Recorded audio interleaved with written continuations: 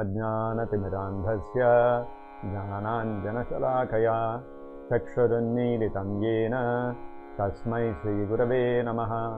नमो विष्णुपादाय कृष्णप्रेष्ठाय भूतले श्रीमते भक्तिवेदान्त स्वामिन्निति नामिने। नमस्ते सारस्वते देवे गौरवाणी प्रचारिणे निर्विशेषा शून्यवादी पाश्चात्यदेशतारिणे। जय श्री कृष्ण चैतन्य प्रभु नित्यानंद श्री अद्वैत गदाधरा श्रीवासादि गौरभक्तवृंद। हरे कृष्णा कृष्ण कृष्ण हरे हरे, हरे Ram Ram Ram Hare Hare.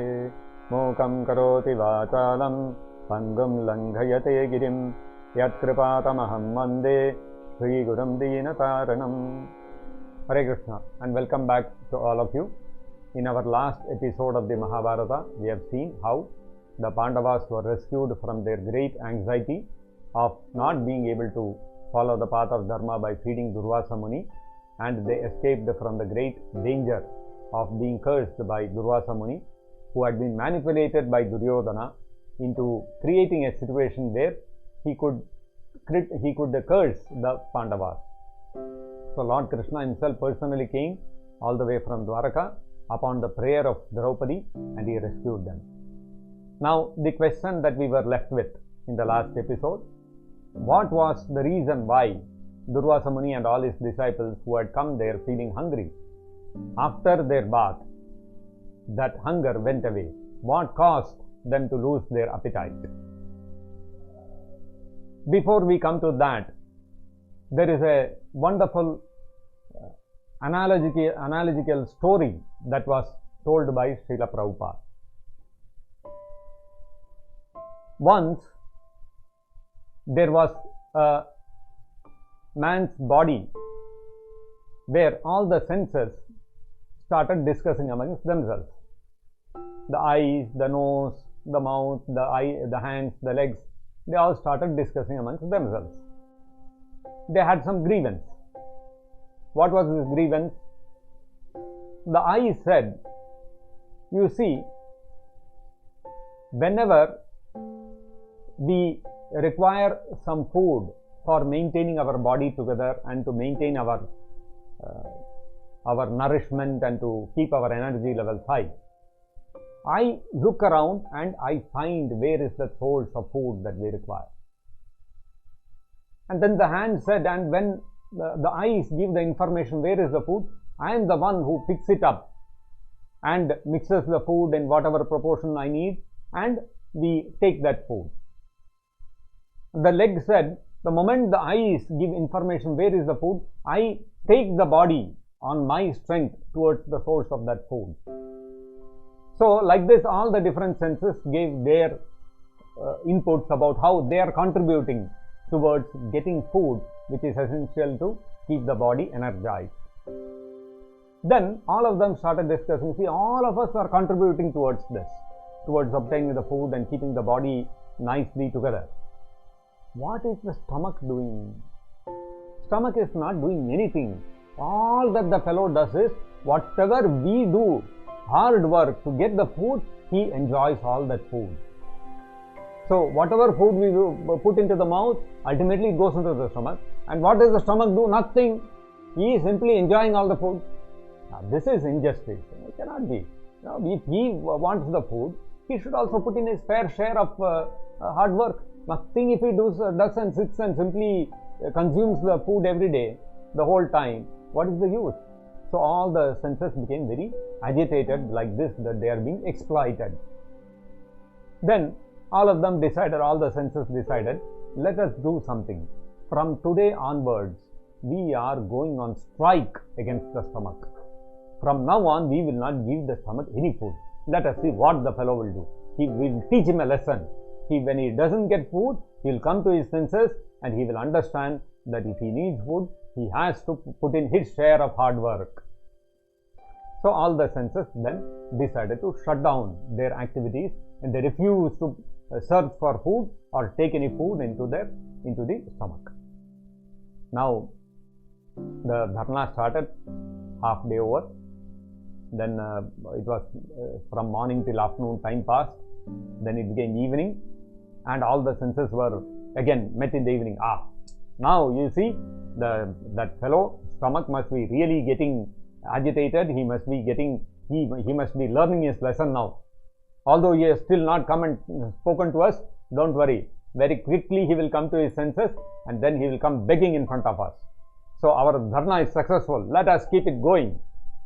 And all of them then went to sleep. Then slowly evening became night. Then slowly the night got over. Next day morning, slowly the eyes are opening. Eyes are finding very difficult to open. So I'm feeling so much lack of energy. Eyelids itself are not opening, and the hands are trying to lift.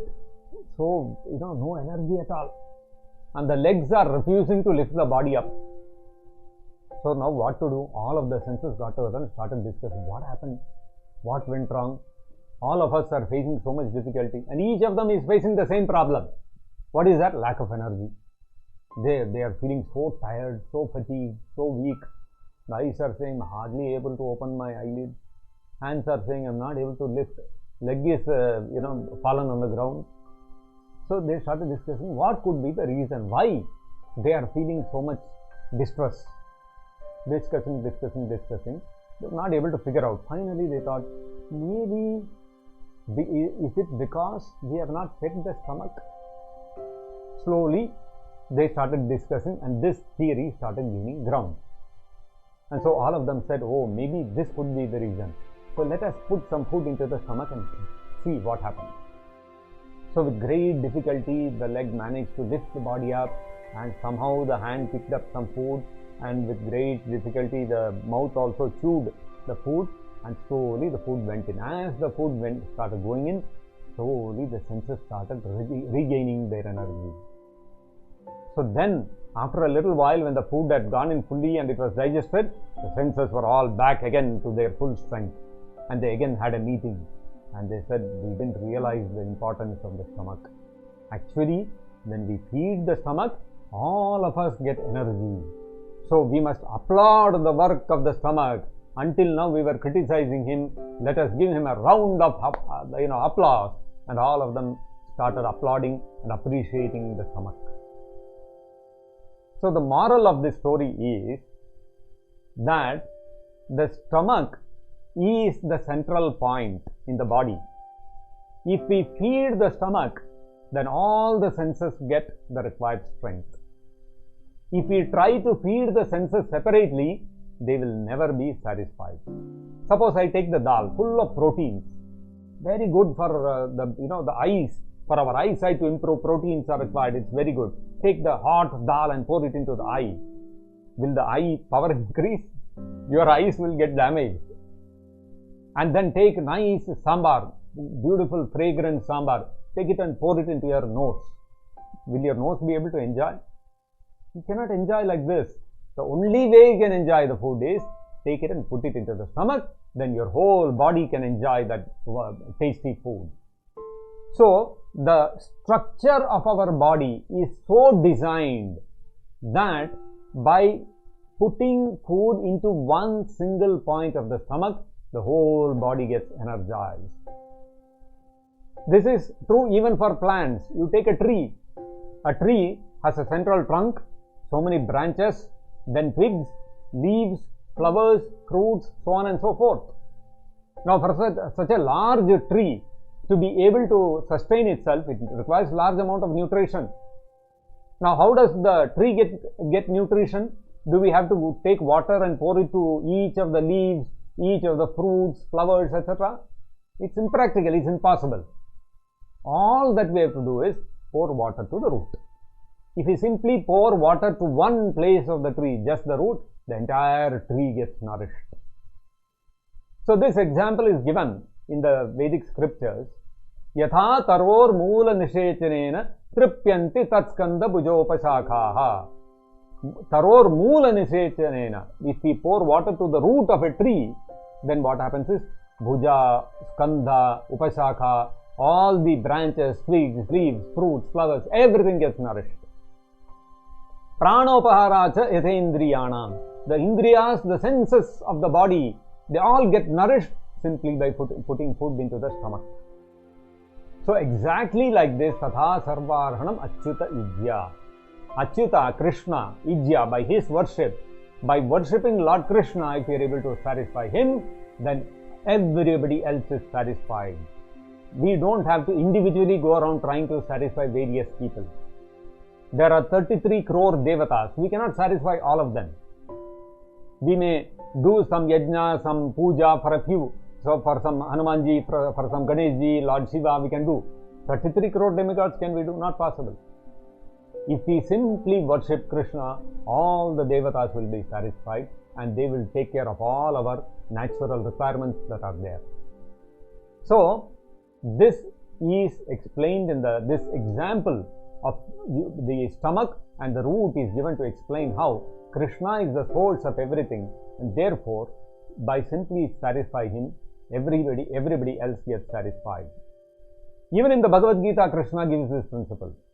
Krishna says in the Bhagavad Gita that Mattaha parataram nanyat kinchid asti dhananjaya mai sarvamidam protam sutre manigana iva.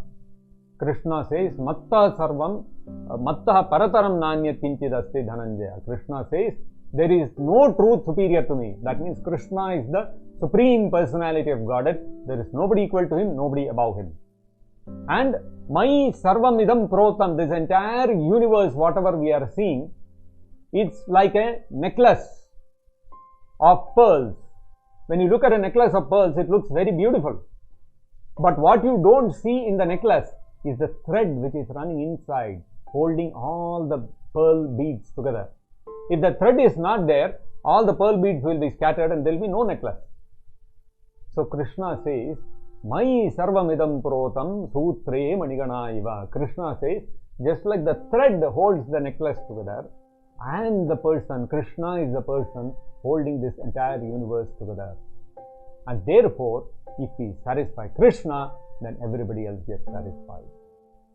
Now, because when Draupadi fed Krishna with love and affection and with great devotion, Krishna felt satisfied immediately. Durvasa Muni and his 10,000 disciples, who are all part and parcel of Krishna, just like all of you and me, they also felt immediately fully satisfied, and so their hunger vanished. This was the secret behind why Durvasa Muni and his disciples lost their appetite after Krishna had eaten that little sabji from Draupadi's pot. So in this manner, Krishna saved the Pandavas from Duryodhana's yet another nefarious plan. Now we will take you to one more incident which happened of consequence in the Mahabharata. In the northern part of India, in the place known as Sindhu Desha, which comprised parts of Multan and other parts of Pakistan, as well as portions of Punjab, such as Jalandhar, Ludhiana, etc. This portion, this tract of land was known as Sindhu Desha during those days. This Sindhu Desha was being ruled over by a king by the name Vriddhakshetra. This Vriddhakshetra had a son by name Susharma, and one more of his sons, he had several sons, one more of his sons was Jayadratha. When this Jayadratha was born, Vriddhakshetra heard a prophecy that this Jayadratha would be killed by his enemy who will behead him. When Vriddhakshetra heard this, he was thinking how to protect his son. He therefore uttered a curse that anybody who would cause the head of my son Jayadratha to fall on the ground, his own head will be split into 1,000 pieces. Vriddhakshetra's thinking was, if everybody knows about this, nobody will dare to kill my son, and therefore my son will escape death like this.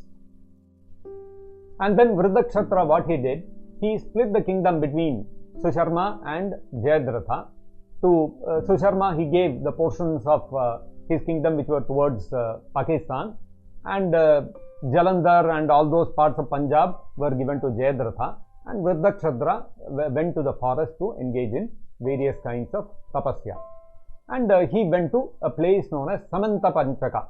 This Samanta Panchaka is found in Kurukshetra. Even today if we go, there is a very big pond in Kurukshetra which is called Samanta Panchaka. This pond was created when Parachuram rid the earth 21 times of the Kshatriyas. The blood which was created by the battles that he fought flowed like a river and collected in this place called Samanta Panchaka. And gradually that blood dried up and it became a lake.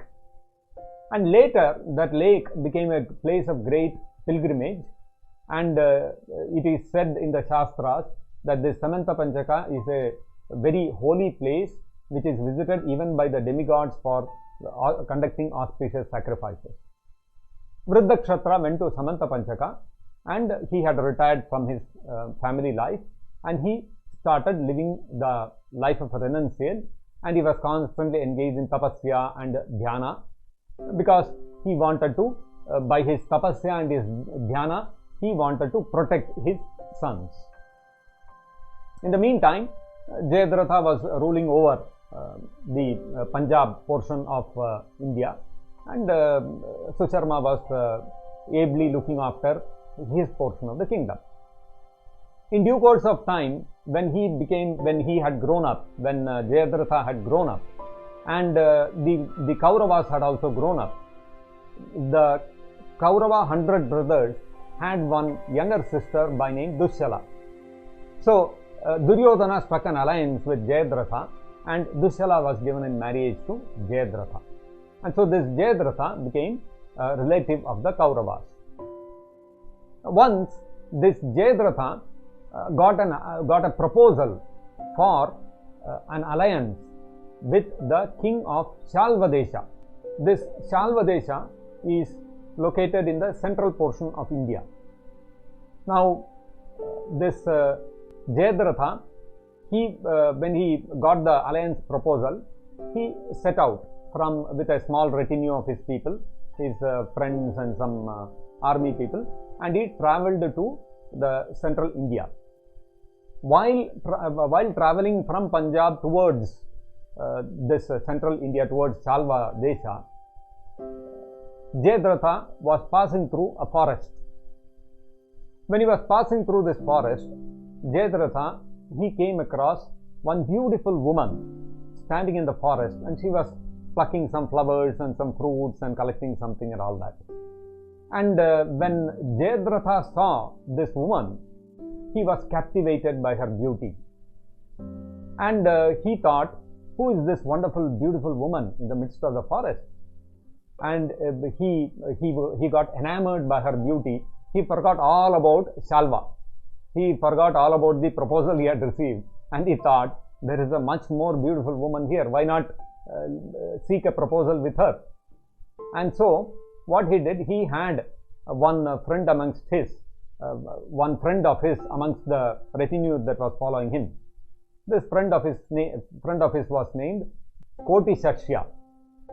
So Jayadratha told Koti Shashya that see that beautiful woman, she is standing there, very enamored by her. Can you go and speak to her and see who she is and where she is from, and let us see if I can win her hand. This Koti Shashya approached this woman, and he started talking to her, and he said, oh gentle lady, you please see this person who is standing there in the chariot. He is the king of Sindhu Desha. He is King Jayadratha, and this Jayadratha is such a powerful king. And he started glorifying Jayadratha in various ways. And then he asked her, my king asks who you are. Can you please introduce yourself? So this lady was actually none other than Draupadi. So this Draupadi replied to him that, please tell your king that I am Draupadi, the wife of the Pandavas, and since we are all going through the forest, we are welcome to come to our hermitage, and partake of some prasadam which we have. You can all partake of that and drink some cool water which I have. So your fatigue will also be relieved. She was being hospitable naturally. This Koti Shesha went back to Jayadratha and told Jayadratha that this lady is actually Draupadi. So immediately Jayadratha remembered the Swayamvara of Draupadi, which he had also attended, and he had failed in that competition to win Draupadi's hands. But then at that time itself, he had been struck by the beauty of Draupadi. Of course, this time, because Draupadi was clad in the bark of a tree and her hair was all matted, he could not identify her immediately. But when he heard that she is Draupadi, he immediately recognized, oh, this is Draupadi. And Koti Shesha told him that like this she has invited to her hermitage to partake of some food and all that. So Jayadratha said, okay, let us go. And he, along with all his people, he proceeded towards the hermitage, and they came across this hermitage. At that time, the Pandavas had actually gone into the forest. They were not in the hermitage. So when they reached the hermitage, Jayadratha looked around. He saw that nobody else was there. Then he started speaking to Draupadi. Oh Draupadi, I am very saddened to see your state.